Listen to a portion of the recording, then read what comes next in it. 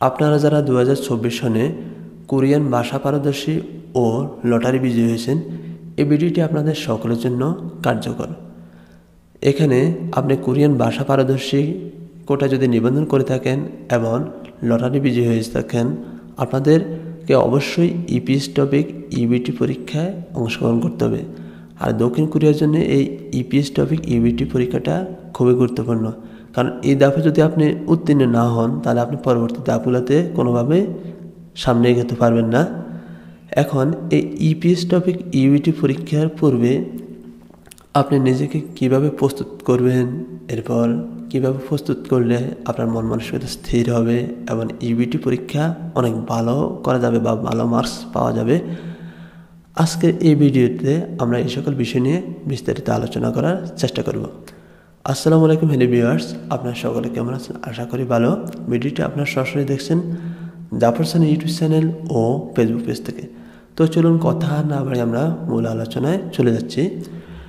সুপ্রিয় দর্শক, এখানে আপনারা যারা ভাষা পারদর্শীতে আবেদন করেছেন, আপনাদের পরীক্ষা গত 11 মার্চ তারিখ থেকে শুরু হয়েছে এবং এটা চলবে মূলত 4 এপ্রিল পর্যন্ত, অর্থাৎ এটা হচ্ছে প্রথম রাউন্ডের পরীক্ষা। এখানে আপনাদের যে দৈনিক 4 শিফটে পরীক্ষা গ্রহণ করা হবে, সেইভাবে পরীক্ষার শিডিউল ঘোষণা করা হয়েছে। এখন ব্যক্তিভিত্তিকভাবে যাদের যেদিন পরীক্ষার শিডিউল, আপনারা ঠিক তার আগের দিন ঢাকায় অবস্থান করবেন। অর্থাৎ যারা ঢাকার বাইরে থেকে আসবেন তারা মূলত ধরুন আপনার পরীক্ষা আগামীকাল সকালে, আপনি সন্ধ্যার পূর্বে ঢাকাতে অবস্থান করবেন। এখন যাদের ঢাকাতে কোনো ধরনের আত্মীয় স্বজন নেই, তারা কী করবেন? তারা মূলত বরিশাল যেখানে অবস্থিত ঠিক তার আশেপাশে যে কোনো একটা হোটেলে ওঠার চেষ্টা করবেন। এখানে যদিও 200 টাকা ভাড়া বেশি আসে, তবে আপনার পরের দিন সকালে যেহেতু পরীক্ষা যদি প্রথম শিফটে পড়ে, তাহলে আপনি যাতায়াত করার জন্য আপনার সুবিধা হবে। এদিক থেকে আপনার জন্য অনেক ভালো হবে। ধরুন আগামীকালকে সকালে প্রথম শিফটে আপনার পরীক্ষা, এর পূর্বের রাত্রিতে আপনি যখন হোটেলে উঠবেন, হোটেলে ওঠার পর যত তাড়াতাড়ি সম্ভব ফ্রেশ হয়ে খাওয়া দাওয়া সেরে ঘুমিয়ে পড়বেন। পরীক্ষার রাত্রিতে কোনো পড়াশোনার প্রয়োজন নেই, কারণ আপনারা তো পরীক্ষা দেওয়ার জন্য অনেক আগ থেকেই প্রস্তুতি নিয়েছেন। এখন এই এক রাতে পড়ে অনেক কিছু করা যাবে না, এই জন্য কোনো পড়াশোনার প্রয়োজন নেই, দ্রুত ঘুমিয়ে পড়বেন। এবং মোবাইলে ঘুমানো পূর্বে মোবাইলে অ্যালার্ম দিয়ে রাখবেন, ঠিক ফজরের নামাজের 20 মিনিট পূর্বে যাতে উঠতে পারেন। ফজরের আজানের 20 মিনিট পূর্বে উঠে এরপর ওযু করে ফ্রেশ হয়ে নামাজ পড়বেন। নামাজ পড়ার পর আল্লাহর কাছে দোয়া করবেন, প্রার্থনা করবেন এবং মন আল্লাহ তাআলাকে স্মরণ করবেন, মাকে স্মরণ করবেন, যাতে আপনার এই যে ইপিএস টপিক ইবিটি পরীক্ষাটা অনেক ভালো করতে পারেন আপনারা। এই জন্য আল্লাহ তাআলার কাছে দোয়া চাইবেন। এরপর যখন সকাল হবে ঠিক 6টার মধ্যে বাইরে পড়বেন। বাইরে পড়ে হোটেলে গিয়ে আপনারা খালি পেটে কেউ যাবেন না, কারণ পরীক্ষা শুরু হতে মিলতে অনেক সময় লাগবে। যদি 8:30 শিডিউল, আপনাদের মূল পরীক্ষা শুরু হবে 10টা থেকে। এর আগে অনেকগুলা কাজ আছে, সেগুলো আমরা স্টেপ বাই স্টেপ আমি বলতে আসি। এরপর সকালে 6টার দিকে, 6টা কি 6:30টার মধ্যে একটা হোটেলে গিয়ে এরপর সাদা ভাত, ডাল, আলু ভর্তা এগুলা খেয়ে নেবেন, অথবা যারা রুটি খান রুটি বা সবজি খেয়ে নেবেন। তারপর বরাবরটে পরীক্ষার কেন্দ্রে অবস্থান করবেন। এখন পরীক্ষা কেন্দ্রে অবস্থান করবেন কখন? যখন আপনার পরীক্ষার শিডিউল যদি 8:30 হয়, আপনি ঠিক তার 1 থেকে 1.5 ঘন্টা পূর্বে বরিশাল অফিসের নিচে অবস্থান করবেন। এখন এই যে পরীক্ষা কেন্দ্রে আপনারা যাবেন, এখানে কি কি জিনিস লাগবে বা কি কি জিনিস সঙ্গে নিতে হবে? প্রথমত আপনার যে মূল পাসপোর্টটা রয়েছে, যে পাসপোর্ট দিয়ে আপনি অনলাইন রেজিস্ট্রেশন করেছেন বা আবেদন করেছেন, ওই পাসপোর্টটা আপনার সঙ্গে নিতে হবে। আর আপনাদের যে অ্যাডমিট কার্ড, এই অ্যাডমিট কার্ডটা নিতে হবে। আমি আবার বলছি, এই দুইটি জিনিস আমাদের লাগবে। একটা হচ্ছে আপনার মূল যে পাসপোর্ট যেটা দিয়ে আবেদন করেছেন এবং অ্যাডমিট কার্ড, এই দুইটি জিনিস অবশ্যই সঙ্গে নিয়ে যাবেন। এই দুইটি জিনিস ব্যতীত আপনি পরীক্ষা দিতে পারবেন না। এরপর কি কি জিনিস নেওয়া যাবে না? মূলত যেটা আপনাদের সকলের জনপ্রিয় এখন, যে হ্যান্ডসেট বা মোবাইল, এরপর মানি ব্যাগ, এরপর ব্যাস লাইট, হাত ঘড়ি, এই ধরনের কোনো কিছু নেওয়া যাবে না। ক্যালকুলেটর, কোনো ইলেকট্রনিক্স ডিভাইস নেওয়া যাবে না। তবে এখানে টাকা পয়সা পকেটে থাকা যাবে, কিন্তু মানিব্যাগ থাকা যাবে না।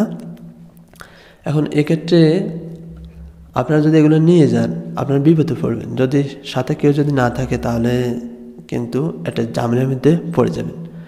এর জন্য এগুলোকে যে হোটেলে উঠবেন, হোটেলে রেখে যাবেন নিজেদের তত্ত্বাবধানে।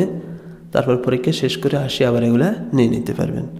আর কারোর সাথে কোনো যোগাযোগ করার দরকার নেই, কারণ হঠাৎ করে ওই সময় যদি কোনো একটা ব্যাড নিউজ আসে, তাহলে আপনার পরীক্ষাটা খারাপ হয়ে যাবে। ওই ব্যাড নিউজটা আপনার মাথার মধ্যে ইনস্টল হয়ে যাবে অটোমেটিক। তখন পরীক্ষা হলে যখন প্রবেশ করবেন, আপনার মাথার মধ্যে ওটা ঘুরতে থাকবে। এই জন্য কারোর সাথে কোনো যোগাযোগ করার প্রয়োজন নেই। পরীক্ষা শুরু হওয়ার পূর্বে একজন অফিসার এমন কয়েকজন আনসার সদস্য সহকারে আসবে।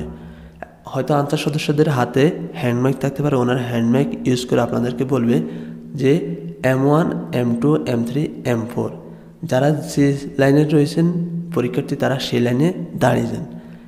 এখন এই যে M1 বা M2 আপনি কোন লাইনের, এটা কীভাবে বুঝবেন?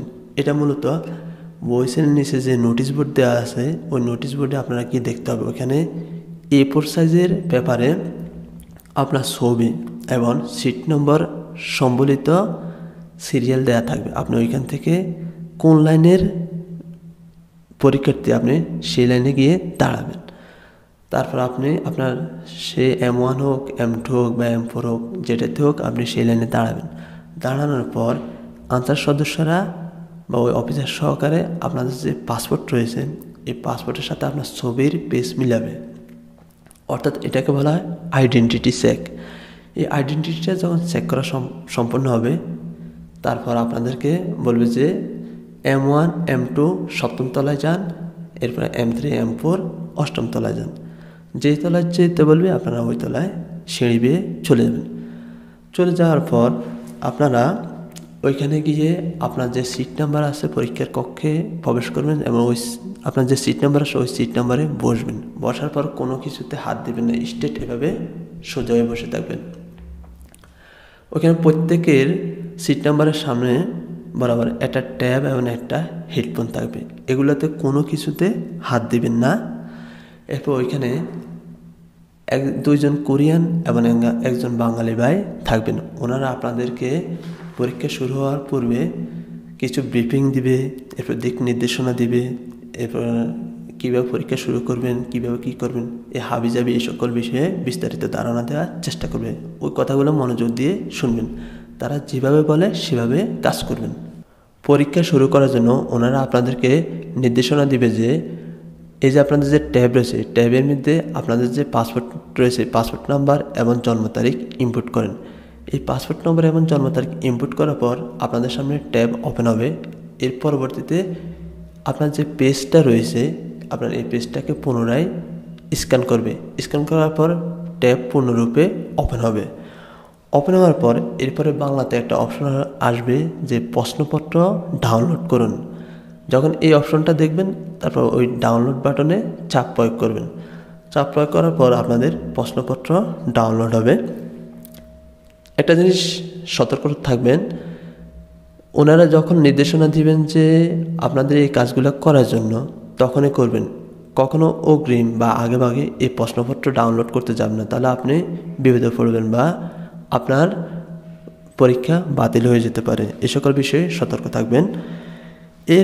এসবের মধ্যে আপনাদেরকে বলবে যে আপনাদের যে হেডফোন রয়েছে এবং যে ট্যাব রয়েছে, এর পূর্বে বলবে যে এগুলো কোনো সমস্যা আছে কিনা এগুলো একটু চেক করে নেন।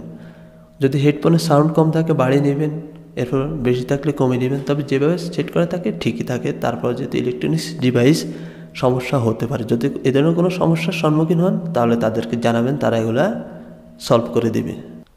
প্রশ্নপত্র ডাউনলোড করার পর ওনারা যখন আপনাদেরকে বলবে যে এবার আপনাদের পরীক্ষা শুরু করুন, তখন আপনারা আপনাদের মূল পরীক্ষা শুরু করবেন। এখানে এই পরীক্ষার জন্য দুইটি পার্ট রয়েছে, একটা হচ্ছে রিডেনিং পার্ট আর একটা হচ্ছে লিসেনিং পার্ট। এই রিডেনিং পার্টে 20টা প্রশ্ন এবং লিসেনিং পার্টে 20টা প্রশ্ন, টোটাল 40টা প্রশ্ন। এর জন্য সময় পাবেন আপনারা 50 মিনিট। এই 50 মিনিটের ভিতরে রিডিং লিসেনিং দুইটাই শেষ করতে হবে।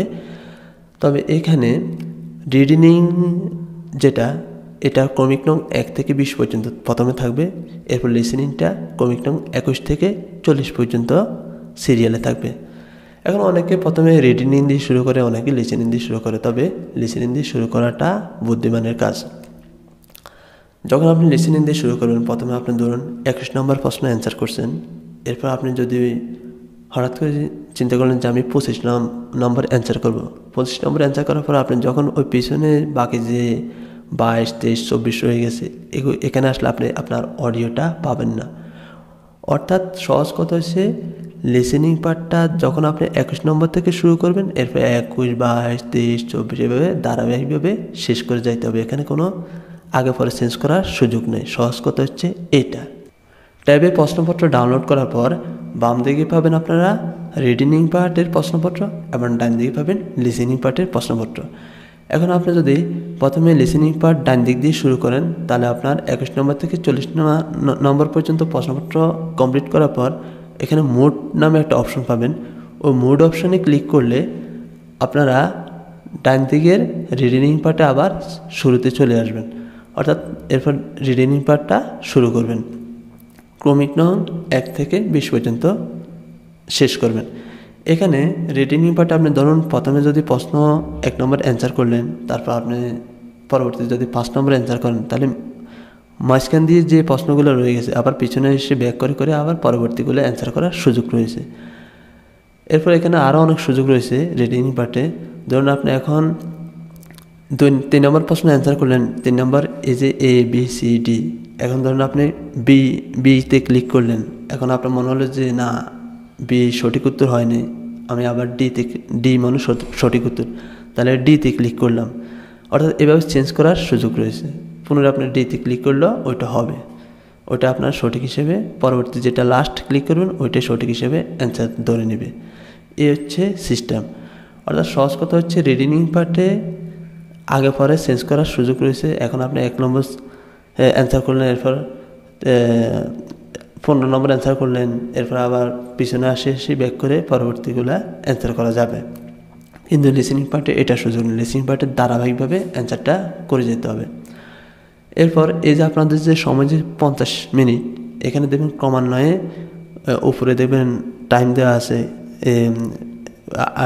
50 থেকে এরপর 49, 48, 47, 44, 45 এভাবে মিনিটগুলা ক্রমান্বয়ে কমতে থাকবে। এভাবে প্রশ্ন অ্যান্সার করতে থাকবেন, এবার সময়ও কমতে থাকবে। সময় দিয়েও টার্গেট রাখেই কাজ করবেন। আর আপনারা যখন অ্যান্সার করবেন তখন ওই এদের সাথে যখন গাঁড় ঘুরাবেন, তখন স্ক্রিনে উঠবে যে দয়া করে গাঁড় ঘুরাবেন না। অর্থাৎ আপনাদের পুরো বিষয়গুলো অনলাইন ভিত্তিক CCTV ক্যামেরার মাধ্যমে এই পরীক্ষাটা নিয়ন্ত্রণ করা হয়। এই জন্য কারো দিকে তাকানোর প্রয়োজন নেই। এভাবে যদি তাকান তাহলে আপনার পরীক্ষা আরও খারাপ হওয়ার সম্ভাবনা আছে। এই জন্য এই সকল বিষয়ে সতর্ক থাকবেন, নিজের পরীক্ষা নিজে দেওয়ার চেষ্টা করবেন, তাহলে আশা করছি ভালো করতে পারবেন। তো ভিডিওটি এই পর্যন্ত। আশা করছি সকলে ভালো একটা সুস্পষ্ট ধারণা পেয়েছেন। অর্থাৎ ভাষা পারদর্শী এবং লটারি যারা যে সেক্টরে পরীক্ষা দেন না কেন, এই PSW UET পরীক্ষা আপনারা আজকের এই ভিডিও থেকে পূর্ণ ধারণা পেয়ে গেছেন। সেই পর্যন্ত সকলে ভালো থাকুন, সুস্থ থাকুন। আল্লাহ হাফেজ।